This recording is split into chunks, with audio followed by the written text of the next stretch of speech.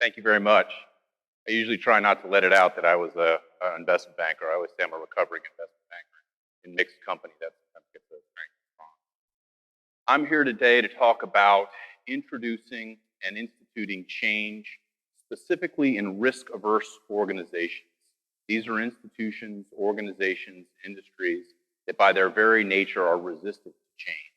And so the approach that you need to take in order to introduce, in our case, new technology or any type of innovation is somewhat customized. Our experiences are based on my company's work in energy technology and specifically introducing innovative energy technologies in two of the most risk-averse industries in the world, the military and the international oil and gas. But first, a little definition of terms. There's a common term that people think about when they're talking about innovation or change, and that's disruptive innovation. People think of things like Edison's phonograph, Edison's kinetoscope, which is those are the forerunners of things like iTunes and television. Those are real innovations that were brand new, or even the Wright Flyer that launched aviation. More modern examples, things like Facebook, which launched social media or improved upon social media. And then in the military context, unmanned aerial vehicles, which were a new innovation. What people typically think about is they call these disruptive innovations, but I believe that the word disruptive is really kind of a misnomer. These are really new things. They didn't have to displace something that was already there in order to succeed. They were new capabilities, new technologies, new markets. Basically, in order for them to succeed, no one had to lose. So I don't really believe that the word disruptive applies in this case, but those traditionally are what people think of as disruptive innovations. The second term comes from economics, which is creative destruction. Again, I would say that it's almost a little bit of a misnomer, but this is probably more accurate than disruptive innovation. As I said, it's an economic term. It was formed by Karl Marx and Joseph Engels. It was first mentioned by a guy named Joseph Schumpeter to describe capitalism's process of destroying old institutions, destroying old products, destroying old companies when new solutions, new products, new companies prove themselves to be better. And it's a vicious thing. It's basically a very nasty business. It's the stuff of revolution. You can pick your revolution, violent or otherwise. The American Revolution, the French Revolution, perhaps the best example where the king had to go. He lost his head in order for the revolution to proceed. Even more recently, things like the Arab Spring. The goal, again, is to displace the current structure, the current government, the current community, the current social context in order to create something new. Something needs to be destroyed. It's also territorial conquest. Historically, people like Alexander the Great, basically riding over Asia Minor and South Asia, dominating territory, destroying what was in his place. More recently, in a topic more close to home, Manifest Destiny in North America, the east to west movement of Europeans in North America. There were Indians there, they were displaced, and they had to go in order for the new American institution to come about. In technology and in markets, the traditional examples are things like the automobile replacing the livery industry. You think about a city in the late 19th century, horses were everywhere. Dung was everywhere. We were a horse-driven economy. All of that changes. You don't see many horses around in cities anymore. You may see them out in the countryside. But the automobile basically destroyed that industry and created a new one. And then some more familiar examples, more modern, is basically the digital media's tendency to basically destroy both audio and visual forms of printed media. You don't see tape cassettes, you don't see VHS recorders, you don't see non-digital film anymore. And then even the hearts and minds of people, the digital media's distribution channels, the digital online distribution of TV information has really displaced traditional television as a way that people even focus on getting information, on receiving new ideas, or exchanging thoughts. So those are the definitions of terms. Risk-averse organizations, by their very nature, don't like either disruption and they don't like destruction. They like the way things are. And there's a reason why they like the way things are. And it's important for people who are trying to introduce change to these organizations to understand that. Because if you're an innovator trying to introduce some new change in a risk-averse organization, the risk is that you're really going to kind of blunt your pick on the wrong rock. You really need to understand why the organization you're working within has a risk aversion. In the military and oil and gas, there are three main characteristics. First of all, they have massive investments in capital and time. This is a picture of the Norfolk Naval Station, full of ships. A modern aircraft carrier, for instance, the USS Nimitz, which is the current class of aircraft carriers, of which we have 12, that was designed in the 1950s.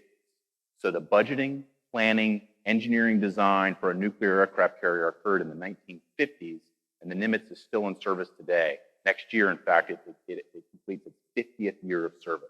So risk-averse organizations make huge capital investments, and as a result, they have to really take their time in order to make decisions. Oil and gas is really no different. Today in the oil and gas industry, there's a really significant offshore building boom. Billions of dollars are being poured into offshore oil and gas platforms. That's really in response to a price signal around it that occurred in the middle of 2008 when oil and gas, as you all may recall, peaked up over $140. That price enabled a lot of offshore fields to be developed, and big oil and gas decided they're going to make billions of dollars of investment in the technology that's going to be required to go get it.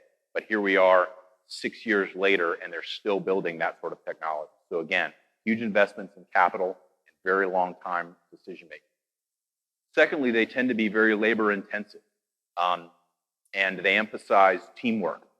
And therefore, the people that work in these organizations are really the product of very rigorous discipline and doctrinal training. People run in lines, they stand in lines, they do things the right way, they wear their uniforms the right way, they fly a plane in the right way. People are trained to do things the same way over and over and over again in the military and also in oil and gas, where a slight improvement in process can really improve the efficiency of a rig crew, for instance. But more often than not, that change is more risky than doing it the same way they did before. They really like to have very disciplined workforces. And that, if you grow up in one of these industries, that takes a toll on your acceptance of innovation. So in a lot of cases, when you're dealing with these organizations, the people with whom you're dealing with and introducing change and innovation are products of very doctrinal training environments, and therefore not necessarily receptive to new ideas or new technologies.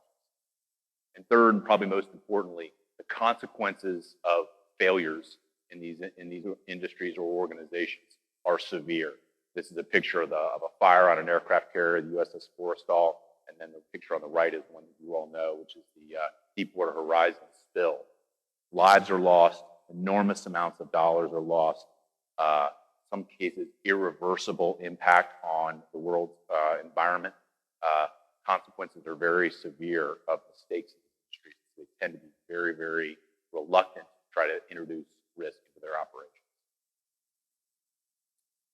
A couple examples from these two industries, kind of, exemplary of people who've tried to introduce change in these industries historically. On the left is General Billy Mitchell, the founder of the United States Air Force. He was a World War I aviator, an enormous innovator, used aircraft decisively in European conflict in World War I before it was really understood how aircraft could be used. He was also a remarkable strategist. In 1922, he predicted and wrote that the Japanese Air Force, naval-borne Air Force, would attack either Hawaii or the west coast of the United States, and that was an inevitability. 19 years before Pearl Harbor, he predicted it and wrote it down. So a very innovative thinker, very insightful thinker who had the ear of senior leadership within the military following World War I. On the right is George Mitchell. These are the two Mitchells. George Mitchell is the father of what we think of today as fracking, hydraulic fracturing. A guy who passed away last year, but for the last 30 years effectively developed technology that people knew was out there, but matured it to the point where it has really changed the way we extract oil and gas from the ground in North America.